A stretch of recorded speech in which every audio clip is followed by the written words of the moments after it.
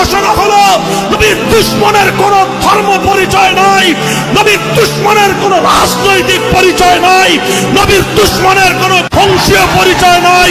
নবীর দুশমনের একটাই পরিচয়, ও মানবতার দুশমন, ও বিশ্ব সভ্যতার দুশমন, ও আল্লাহ নবীর দুশমন, সে আমাদের জানের দুশমন।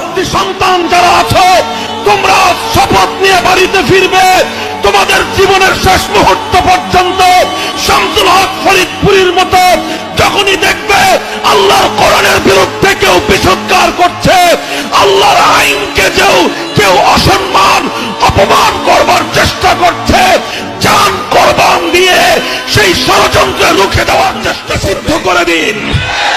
যারা আমার মায়ের বুক খালি করবে, তারা এদেশের শিক্ষাঙ্গনগুলোকে কসাইখানায় পরিণত করবে। আমার মায়ের সন্তানেরা পড়তে গিয়ে লাশ হয়ে মায়ের করে ফিরে আসবে। এমন ছাত্র রাজনীতি আমরা দেখতে চাই না। আলেম সমাজ আমরাও এক বড় সরকারের চাকরি করি, আমরাও এক বড় সরকারের চাকরি করি, যেই সরকার শুধুমাত্র আসমান আর জমিনের নয়, বরং আপনাদের সরকারেরও সরকার।